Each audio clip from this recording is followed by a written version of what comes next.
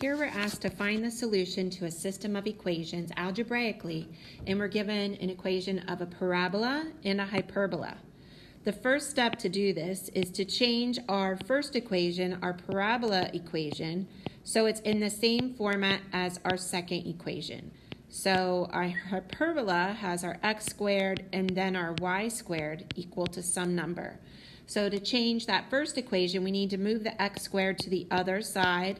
So we want to subtract x squared from both sides. At this point, you'll notice that if you add these two equations together, the x squares cancel out, and you're just left with this.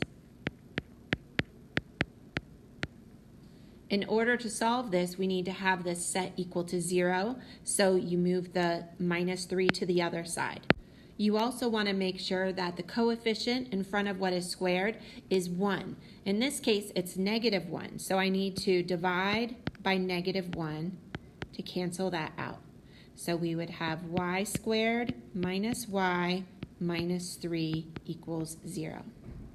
At this point, we can identify what a, b, and c are so that we can substitute these into our quadratic formula. So let's substitute them into this formula. Careful to pay attention to those minus signs. At this point, we're just going to keep simplifying so that -1 is a +1. And then underneath that square root, we're going to square and multiply. Before we can take the square root, we need to add 1 and 12 together. Now we can take the square root of 13 and round that decimal. Now that we've taken the square root, it's time to split up this plus or minus sign, because what this is saying is 1 plus 3.6 divided by 2, and then 1 minus 3.6 divided by 2. So we're going to put each of those in our calculator to find out what y equals. All right, remember, we were finding out what y equals. So what we just did is found the y coordinate of each of those 2 points. So 2.3 is the y coordinate, and also -1.3 is the y coordinate of the other point where they intersect.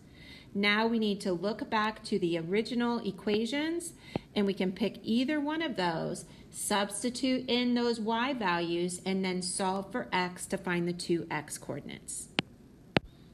I'm going to use that first equation. Again, you could use either one, but what we are doing here is we are substituting in our y values, and then we're going to solve for x. And this is what I get. Notice that there are a positive and a negative. So there's actually 4 points that we're going to intersect, because when I take the square root of 6.3, I see that the x can be positive or negative. So these are our 4 points that intersect when you graph this hyperbola and this parabola.